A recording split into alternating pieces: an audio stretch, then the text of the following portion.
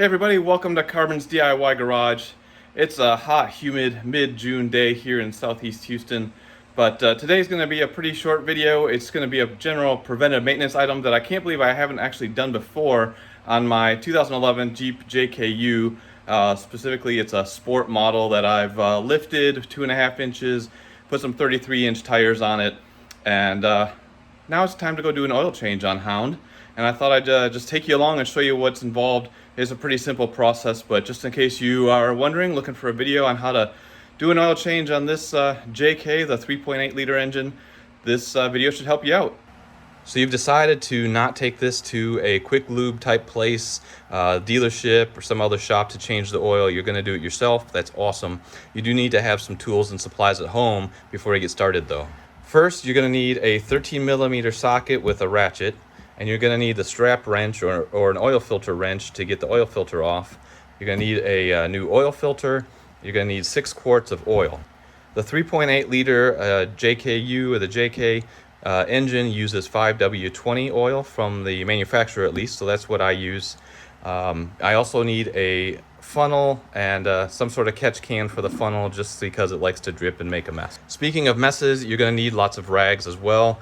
These guys will come in really handy because this is kind of a messy job. You'll be wiping up drips and spills. No matter how hard I try, I always have to wipe some stuff off, wipe your hands off, all that good stuff.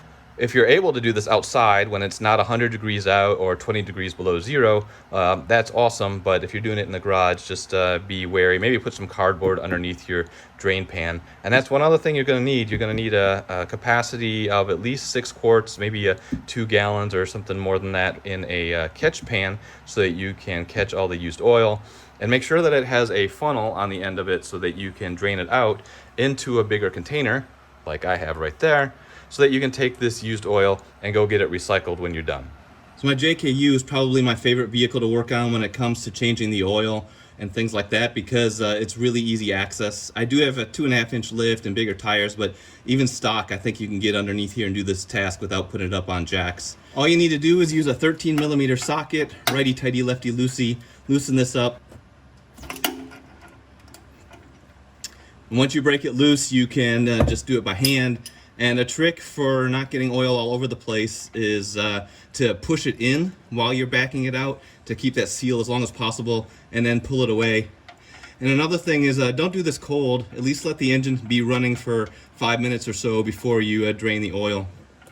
And of course, drain it into a pan and make sure you've got lots of room for it to shoot out in the beginning.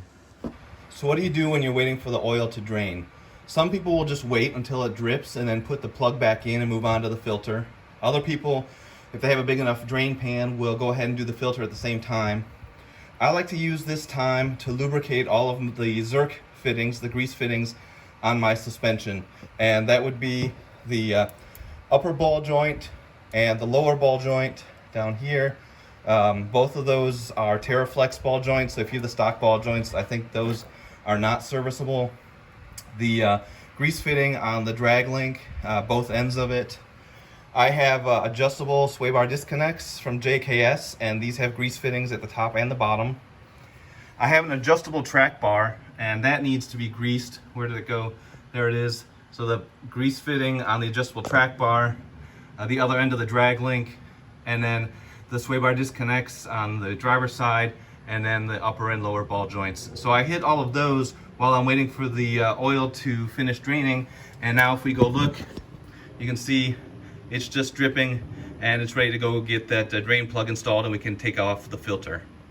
Once it's just down to dripping, go ahead and just put the plug in, tighten it up with the ratchet, get it good and tight but not Superman. I'm sure there's a torque setting for this, but you just want it to be compressed. This little rubber washer is compressed up against the tank and you want to be able to get it off later, so just get it tight. You're good to go. Now you can go ahead and move on to taking off the filter. The easiest way to get access to the filter is just do it from underneath, from the front. Get your strap wrench on here. It's righty-tighty, lefty-loosey, so we're going to go this way. And it's pretty much a guarantee that you're going to get some oil draining down, probably onto your front axle, then into your drain pan. And then you're going to have to fish the filter out between all of the steering linkages. But use your strap wrench, break it loose.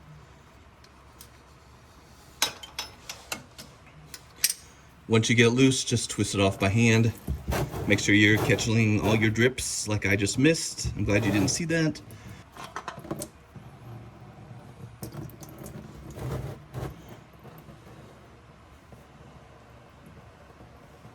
Get a little bit of that new oil on your finger and rub it on the gasket of the new filter, and then just go ahead and twist that new filter on.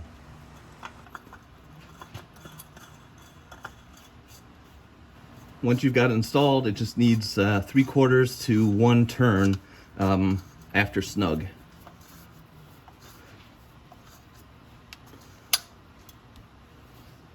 There we go. That is it.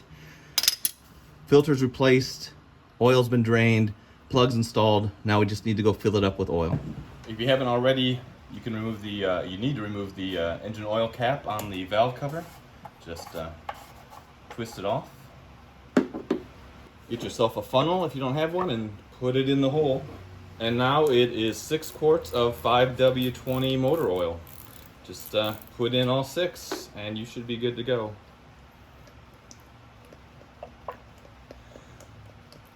I'm going to go ahead and put this oil in here, and you don't need to watch me do that. When I'm done, I'm just going to put that cap back on. And that is it for this oil change. I check my oil every 1,000 miles or so because for some reason my Jeep likes to consume oil. I don't really know why. I don't know where it goes. It's not the PCV valve or anything like that. So I check it every 1,000 miles. Just and I add probably about 1 quart or half a quart every time I have to check it at that 1,000-mile mark. So you may have the same experience with your 3.8 liter engine. I'm not exactly sure. But hopefully this video has been helpful and useful if you're looking to just see how to change that oil in this 3.8 liter engine. Thanks for watching, and if you have any comments or questions, of course, leave them in the comment section below. If you're looking to support the channel financially, you can do that using Super Thanks or Buy Me a Coffee. And if you have any ideas for future videos, you can drop that in the comments as well. Thanks again for watching and subscribing. You guys take care. We'll see you next time.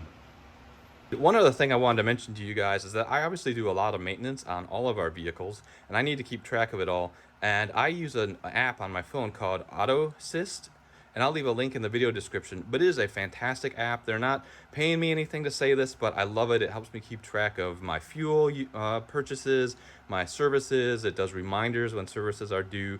And I think it's $10. I forget how much I paid now for a membership. So you can do one vehicle's free. More than one vehicle, you have to pay a little bit, but it's really inexpensive. And I love using that app. So if you're looking for one, here's a free shout out to the Autosyst app.